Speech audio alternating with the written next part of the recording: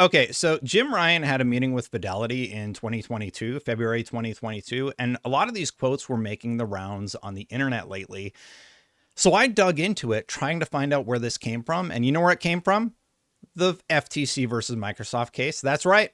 We have the full interview that Jim Ryan gave to Fidelity investors, and it really gives you some insight into how he plans to shape those 10 live service games that are coming in the future. Let's dive into it right now.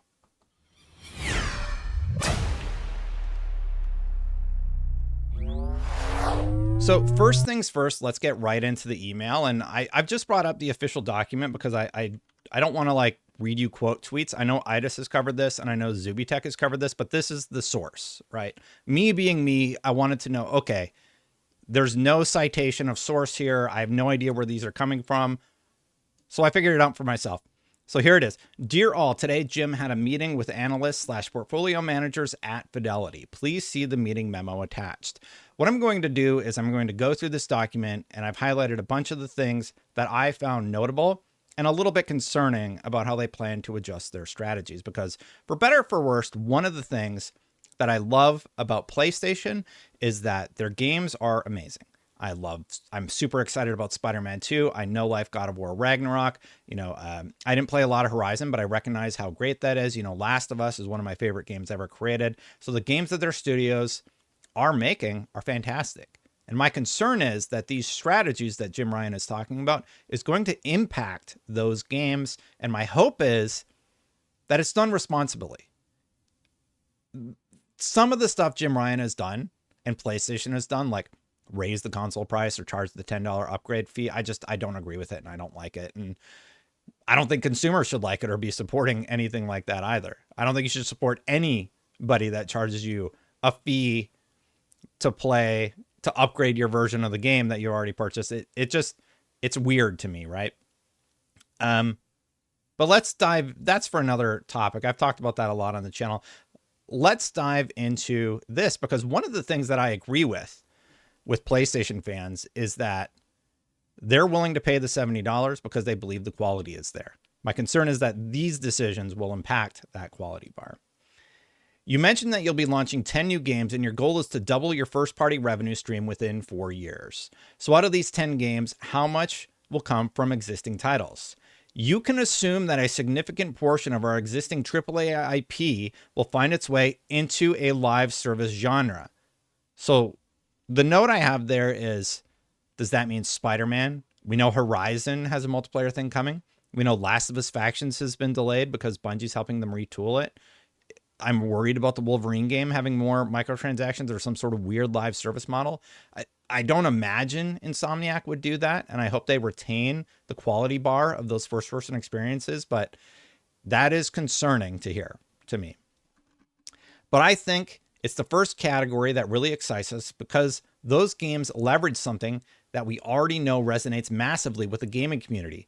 It's an untapped opportunity for us. Just the way that he's talking about monetizing things, an untapped opportunity. It really has me worried, y'all. It really, really has me worried because they're going to be looking to Bungie to help them. And Bungie, in terms of microtransactions, I'm going to bring it up. I'll bring it up in another video later, but I'm going to link you out to Astacross's video explaining why the microtransaction strategies in Destiny 2 have become not great, to say the least. What would be your ideal mix for your first-party games going forward? How much will live games versus traditional first-person narrative-driven games? We think the live service games will build on that foundation and take us to another level. But he also says we will continue to make first-person games like we always have, and we expect those to have slightly greater sales and profitability, reflecting our confidence in the long-term install base of the PS5, as well as the fact that those games will make their way to PC. So we think that the pie from those games will grow, but that growth will be incremental in nature, so small. We think the live service games will build on that foundation and take us to another level. So there will still be a core experience for Last of Us, but they're going to go hard with Last of Us Factions, and that's probably why it's delayed. They've confirmed as much publicly. You're counting on a big contribution from them to help you with these next 10 games, referring to Bungie, and help you to allocate capital effectively as well as avoid making mistakes. Is that the strategy? Yes, it is. If Bungie is the one directing their monetization strategies, that's concerning. Again, that's the cross video. You have to go watch it. He breaks down how weird and strange the monetization has gotten in Destiny 2. It wasn't like that when it started. So my concern is that they go too far in that direction, and Bungie hasn't realized, hey, like we're way away from where we want to be, where we started with Destiny 1, and it's a little bit concerning. Anyway, having a premier live service publisher within the group who is extremely keen to collaborate with Sony massively increases our ability to learn and our ability to avoid the mistakes that others have made. So that's a little reassuring. He also continues on about the royalties. However, business models in the online space are subject to scrutiny right now. So Jim Ryan is even saying, hey, like the microtransactions and stuff are subject to scrutiny, not only from players, but also from, you know, government bodies that are trying to regulate microtransactions and loot boxes and such. So he says having a business model where you own elements from the top to the bottom increases your ability to be self-determinant. And when you get it right, particularly in this live service area, the financial upside is absolutely spectacular. Please don't ruin the games that we love. Please. No. Oh, man.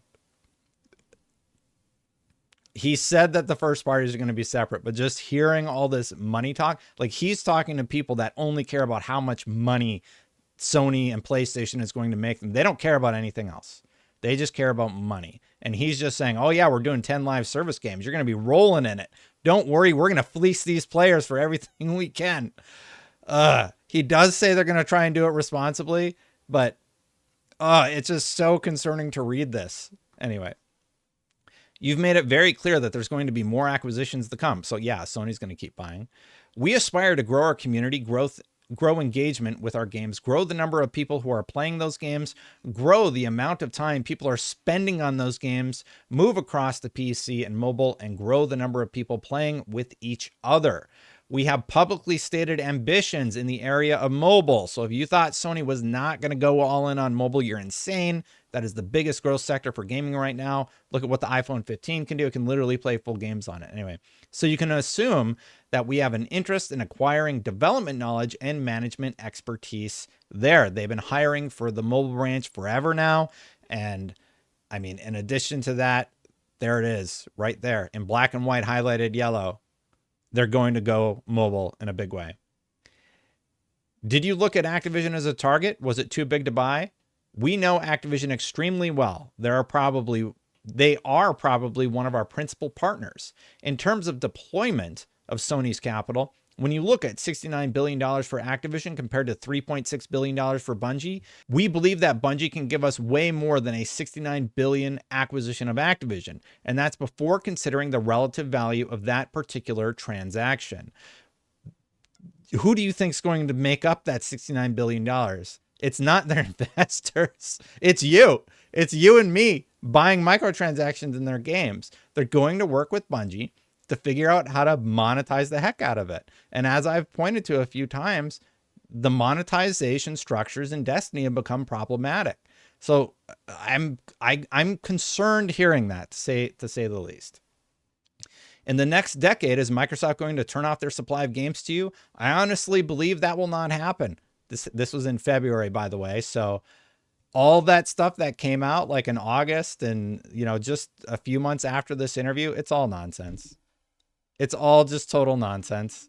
He never believed that they were going to take away Call of Duty. He never believed. And I think there was another quote in that paragraph. Let's keep reading.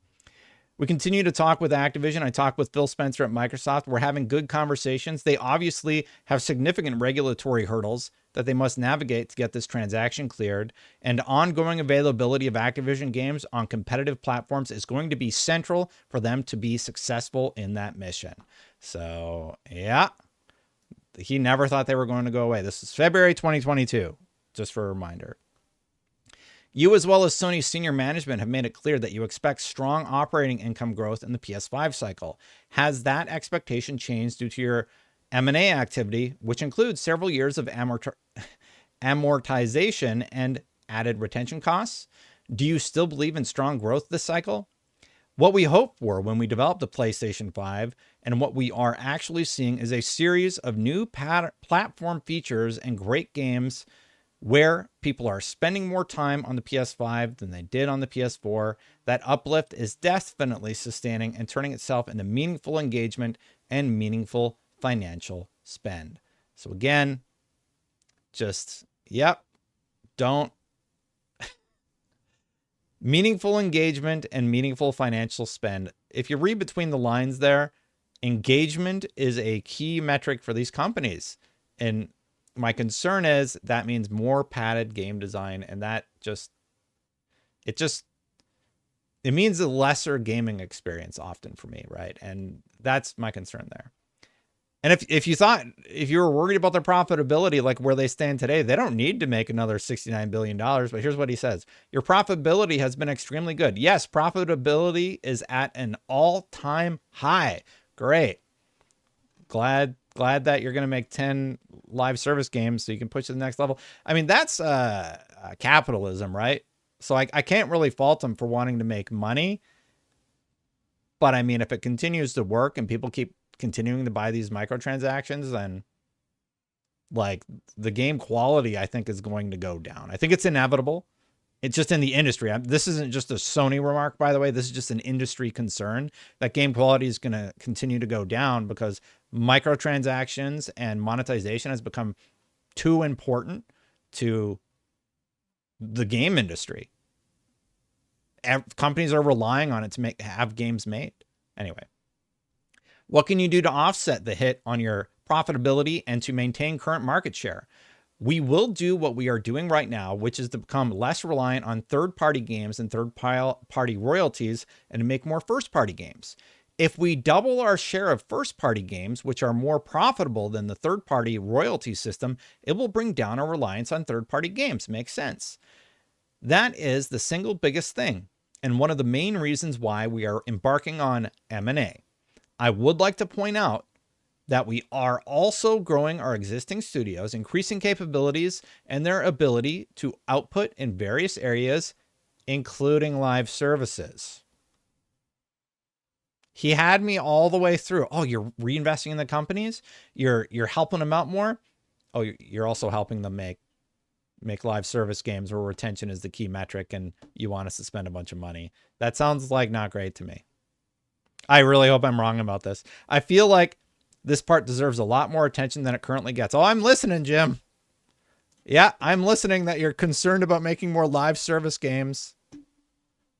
Can't wait for God of War multiplayer. Anyway, in 5 to 10 years' time, what would be the ideal first-party operating income mix? Growing the size of the overall pie is the most important point. We will do that by selling more PS5s than we ever have in the past, multiplied by making sure that the users spend more time on each of them. The part that we are missing is in live services. That's why they're making 10 of them. With live services, the historical way of measuring market share with number of games sold becomes difficult. We will be looking at other metrics such as revenue and engagement. He's spelling out all the things that I've always said that I'm worried about with live service games and microtransactions and everything. He's literally saying, oh yeah, they're hugely profitable. Look at Fortnite. So we're going to make 10 of those and we're just going to get them for everything that we can. Earlier in the interview, he outlines how they hope to do that responsibly. And for better or for worse, there's the practices that I don't like that Sony has been doing. But the games have been pretty dang good, haven't they? God of War's been good. Horizon was celebrated. I loved Returnal. Please don't mess with that core experience that so many of us love. And then he takes a dig at Game Pass. The Game Pass business model appears to have some challenges. Here's his response to all this Game Pass questions. I can say with a very high degree of certainty that Microsoft has tried the first path and it did not work at all. That has driven them to make the large acquisition. I talked to all the publishers and they unanimously do not like Game Pass because it is value destructive, not only on an individual title basis, but also on an industry level. EA is literally part of it.